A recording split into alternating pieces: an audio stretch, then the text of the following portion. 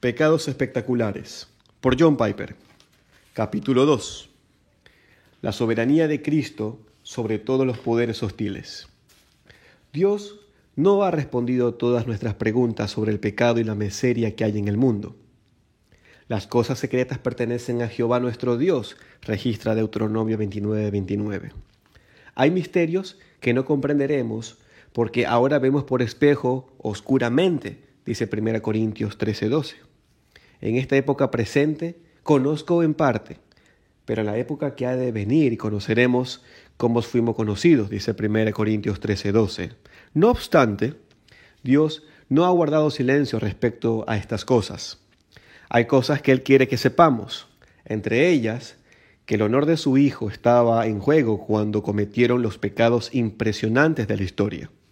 También quiere que sepamos cuál es el propósito global de esos pecados en la gloria de Cristo. El apóstol Pablo deja esto claro en Colosenses 1, 9 al 20.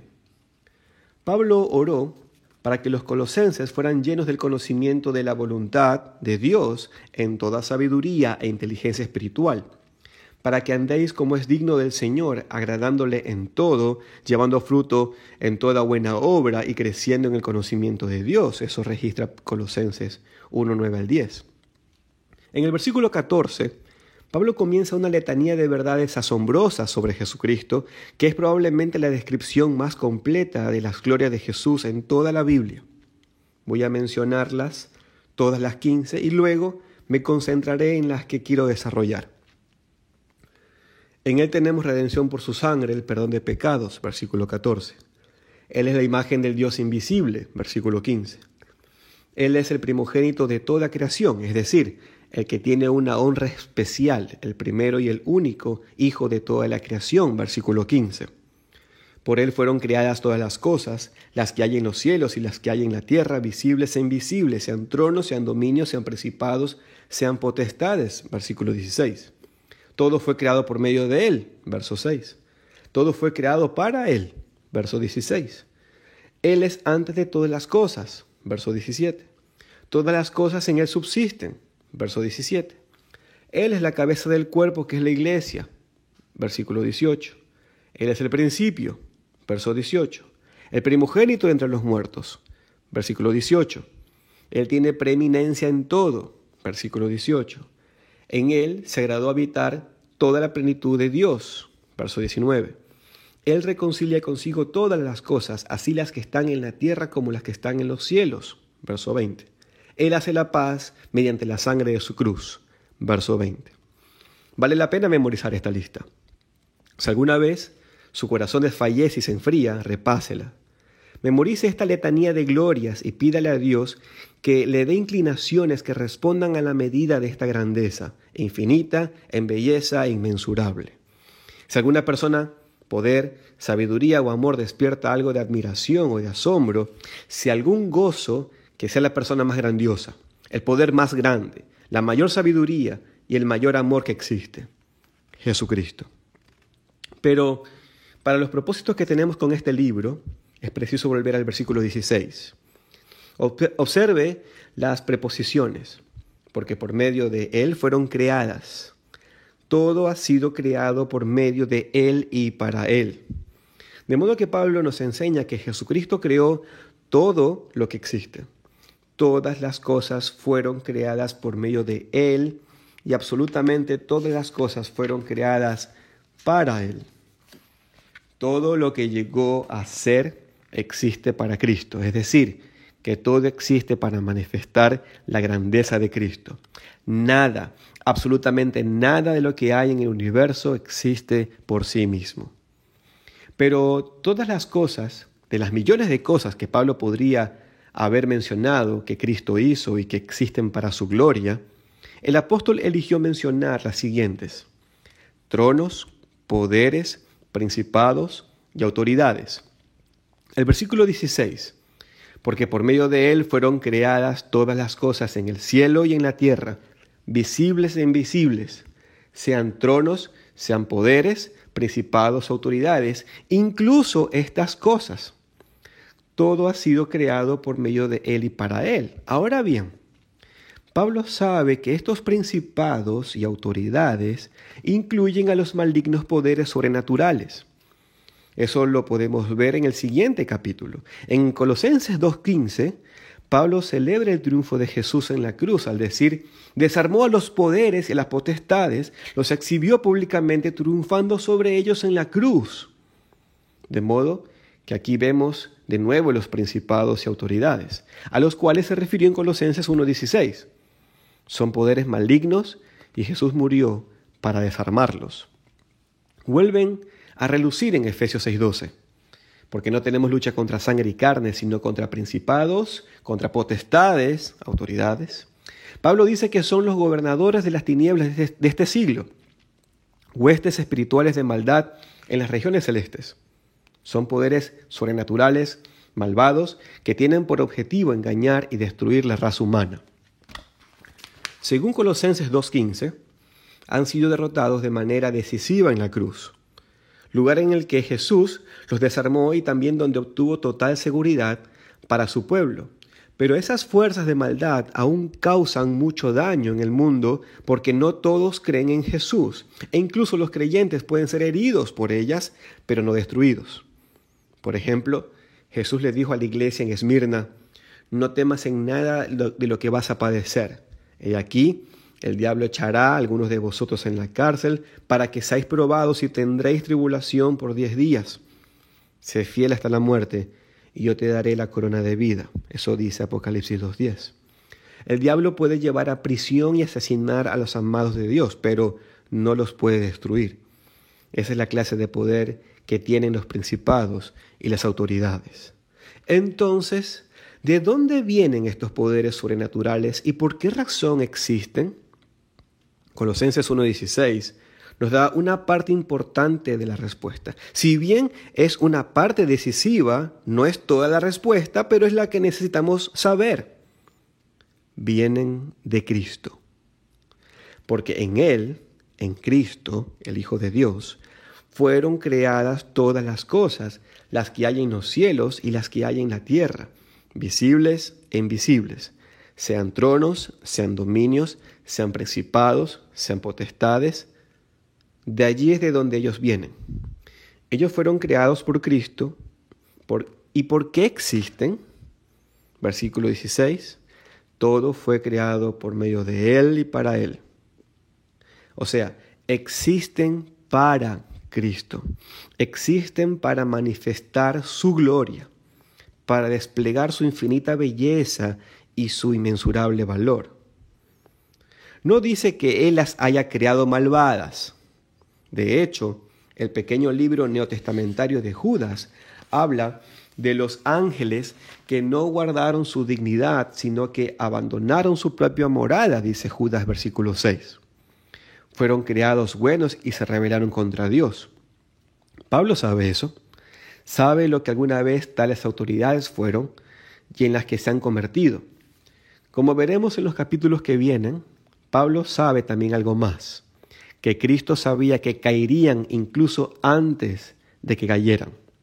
Cristo conocía que habría pecado, rebelión y maldad, y con infinita sabiduría, Él y su Padre tomaron todo en cuenta al planear la historia y la salvación y los triunfos de la gracia en el Calvario.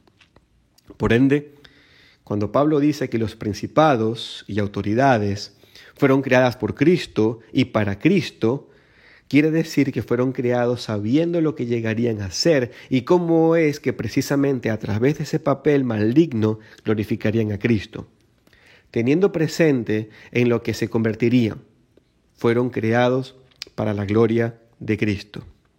Ahora bien, es necesario preguntarnos, ¿por qué razón nos dice Pablo todo esto? ¿Nos es útil saber esta información? Pablo ciertamente cree que lo es porque esos poderes malignos son la información que él decide mencionar como un ejemplo de lo que fue creado por Cristo y para Cristo. De todas las miles de cosas que podría haber mencionado, nombra estos poderes malignos. Quiere que sepamos esta información. ¿Por qué razón? ¿Por qué piensa que es bueno que nosotros lo sepamos? De eso es de lo que se trata este libro. La idea principal no es darle información a su cabeza, sino aplicación a sus vidas. Mientras escribo, pienso de la misma forma en que Pablo pensaba en Timoteo al escribirle su segunda carta, en ese amado discípulo. Al afrontar un asunto intensamente práctico y probablemente doloroso en la vida de Timoteo, Pablo lo conduce una vez más a la más profunda e incluso alucinante verdad doctrinal. Timoteo está propenso a la ansiedad, en ocasiones tiene temor y podría claudicar. Su timidez amenaza la efectividad de su ministerio. Pablo quiere ayudarlo a superar su temor y ser valiente. Por eso le dice: no te avergüences de dar testimonio de nuestro Señor ni de mí, preso suyo, sino participa de las aflicciones por el Evangelio según el poder de Dios. Eso registra 2 Timoteo 1:8. Es de esperar que le dijera algo semejante, pero luego, para ayudar a Timoteo aún más, le presenta verdades teológicas mucho más fuertes y profundas.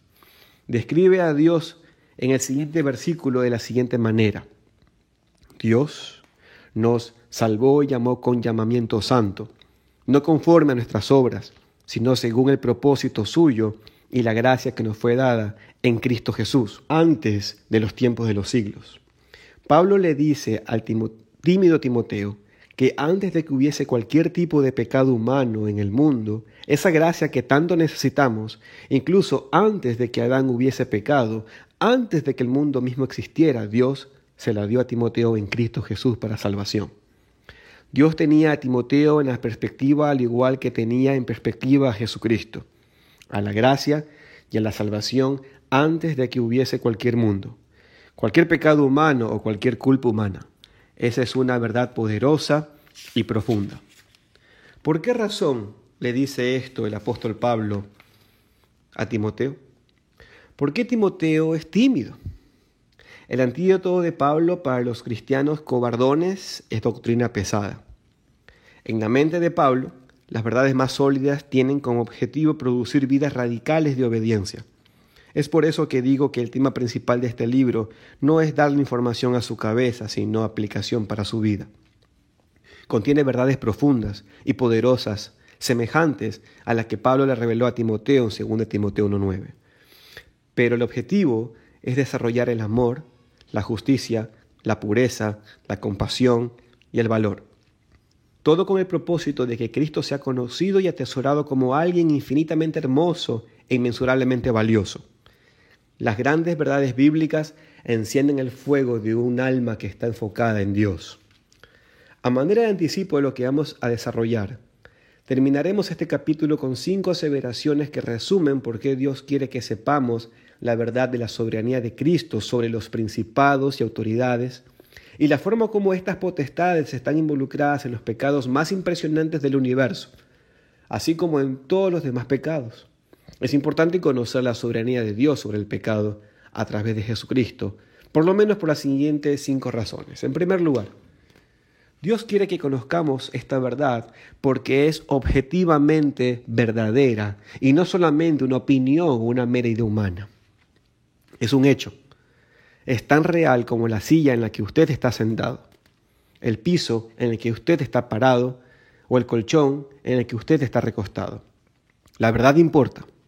Pablo dice que un pueblo perece por no saber y amar la verdad. Su corazón se conduele por aquellos que se pierden por cuanto no recibieron el amor de la verdad para ser salvos, registra 2 Tesalonicenses 2:10. En segundo lugar, Dios quiere que sepamos esta verdad porque aclara que solo Cristo y no los principados y autoridades deben ser adorados. Algunas personas en Colosas estaban diciendo que el culto a los ángeles, Colosenses 2:18, era parte del camino hacia Dios, no según Pablo. Estos ángeles que algunos piensan que son grandiosos, tanto los buenos como los malos, fueron creados por Cristo y para Cristo. No los adore, adore a aquel que los creó. En tercer lugar, Dios quiere que sepamos estas cosas porque nuestra época no es muy diferente a la de Pablo. A Pablo le preocupaba que en el ambiente pluralista e intelectual de Colosas, los cristianos fuesen cautivados por herejías llamativas. Mirad que nadie os engañe por medio de filosofías y huecas sutilezas según las tradiciones de los hombres, conforme a los rudimentos del mundo y no según Cristo, registra Colosenses 2:8. Pablo creía que la gran verdad de la soberanía de Cristo sobre el pecado y la maldad era una especie de ancla en nuestro bote, que nos impediría zozobrar entre las olas del error que se despliegan de manera incesante en el mar de la cultura humana.